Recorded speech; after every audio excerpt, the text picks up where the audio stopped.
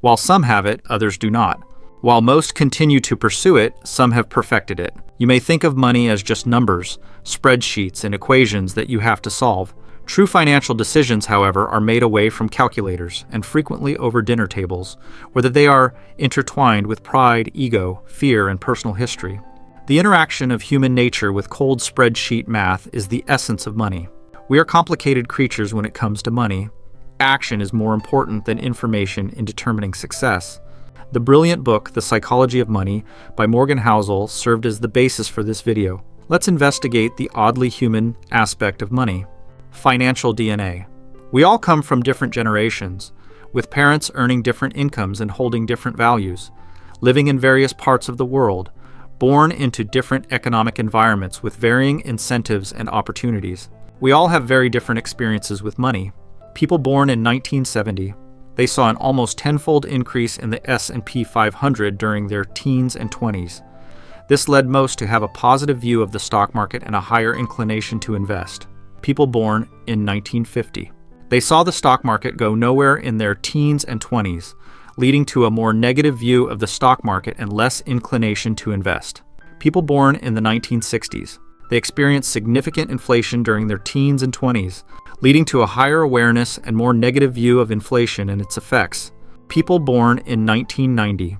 They experienced relatively low inflation during their lifetime, leading to less concern and awareness of its effects. A person's experience with the stock market and inflation during their formative years greatly shapes their attitudes and behavior towards investing and financial decision-making. People justify every financial decision they make based on the information they have at that moment and their mental model of the world, which has been passed on to them by their parents and shaped by their unique life experiences. People do some crazy things with money, but no one is crazy. Compound kings. There is no doubt that Warren Buffett is considered one of the greatest investors of all time. What is staggering is that $81.5 billion of Warren Buffett's $84.5 billion net worth was earned after he reached his mid-60s. Housel explains that few pay enough attention to the simplest fact. Buffett's fortune isn't due to just being a good investor, but being a good investor since he was a child. Investment scenario. Let's say you invest $1,000 at an interest rate of 8%. Your initial investment would earn you $80 after 1 year, making your total $1,080. If you compound your total of $1,080 at 8% interest the next year, you would now earn $86.40, making your total $1,166.40. You've earned money on your initial investment as well as the interest you earned on the principal. An investment compounded over time gains interest not only from the original investment but also from the interest generated on top of the original investment. Warren Buffett began serious investing at age 10 and had a net worth of $1 million by age 30.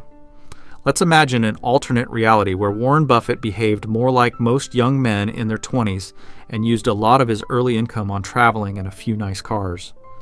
If he started with a net worth of $25,000 at age 30 and retired at 60, but continued to generate amazing average returns of 22% annually, his net worth today would be around $11.9 million, 99.9% less than his actual net worth today of $84.5 billion. Comparison with Jim Simons. Jim Simons, a hedge fund manager, has compounded money at a staggering 66% annually since 1988, a much higher rate than Buffett. However, Simons' net worth is $21 billion, 75% less than Buffett's. This is because Simons didn't start his serious investing career until he was 50, giving him less than half as many years to compound as Buffett. Housel estimates that if Simons had invested over a time frame as long as Buffett, his net worth today would be $63,900, $781,000, $780,000, $748,000, $160,000. Pessimism and money optimism is a belief that the odds of a good outcome are in your favor over time, even if there are setbacks along the way. But when it comes to money, we all have a bias toward pessimism that we hold dear in our hearts. Looking back, things have generally improved over the years. So what is it about pessimism that we are inclined to embrace rather than optimism? Good things take time and don't happen overnight. Money is a subject that attracts pessimism for a variety of reasons.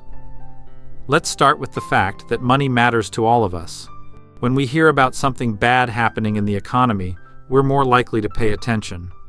For example, a 40% decline in the stock market over 6 months is likely to attract attention immediately and may even attract government intervention. However, the incremental nature of a 140% gain over 6 years can go largely unnoticed. Every year, 500,000 American lives are saved by the progress of medicine over the last 50 years. Slow progress, however, attracts less attention than quick, sudden losses such as terrorism, plane crashes, and natural disasters.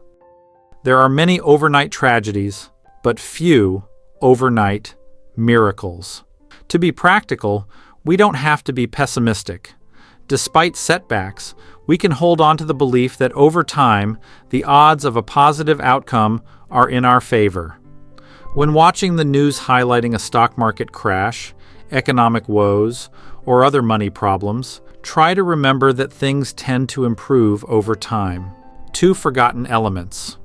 In 1968, there were roughly 300 million high school-age people in the world, and of those 300 million, 300 students attended a small school in Seattle called Lakeside. Lakeside happened to be the only high school in the world at the time that had a professor with the foresight to lease a computer, the Teletype Model 30. This was no ordinary computer. It was advanced for the time and the type of computer that even graduate students didn't have access to.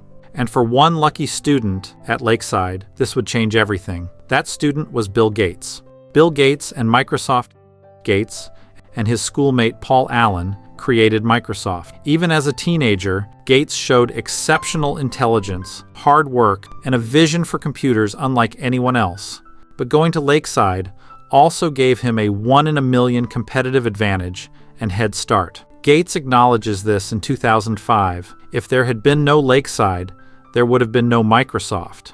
Another member of Gates' group, just as intelligent and visionary, was Kent Evans. He could have been one of Microsoft's founders, if not for his untimely death. Evans's story highlights the role of luck and risk in success. Understanding that success is a complex combination of factors, including both talent and luck, can help us approach our financial goals with a more balanced perspective. True wealth versus being rich.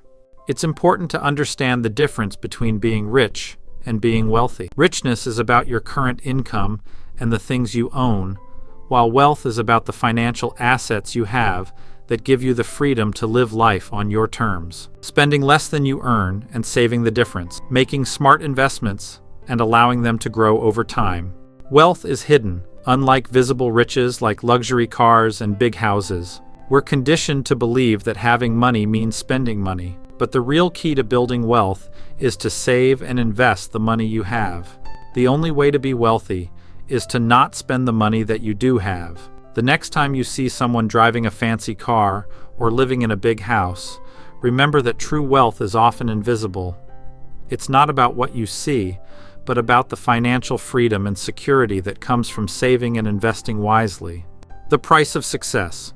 Consider climbing a mountain. You understand that the path to the peak is not straightforward, but filled with uncertainty and risk.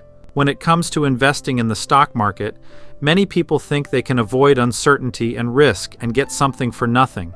Housel's analogy. Stock market investors often think they can get market returns without paying the price. Attempting to time the market to avoid losses or capture gains is like trying to get something for nothing. Wanting to earn an 11% annual return over 30 years. From 1950 to 2019, the Dow Jones Industrial Average provided an average return of about 7% per year. But this average return came with significant volatility and periods of substantial losses. The price of success in investing is dealing with uncertainty and volatility. Accepting this reality can help you stay the course and achieve your long-term financial goals. Hedonic treadmills and knowing when enough is enough. The pursuit of more can become an endless ladder. No matter how high one climbs, there is always another rung to reach for. This pursuit can lead to a lack of happiness and fulfillment. Knowing when enough is crucial for maintaining a sense of contentment and avoiding the hedonic treadmill. Understanding your personal definition of enough and setting realistic financial goals can help you achieve a balanced and fulfilling life. The psychology of money is a complex interplay between our experiences, behaviors, and attitudes. Financial success is not just about knowledge or intelligence, but how we navigate the emotional and psychological aspects of money. By understanding these principles, we can make better financial decisions and achieve a more fulfilling life. Thank you for joining us in this exploration inspired by Morgan Housel's The Psychology of Money. Remember, financial success is not just about what you know, but how you behave. Until next time, take care and stay financially savvy.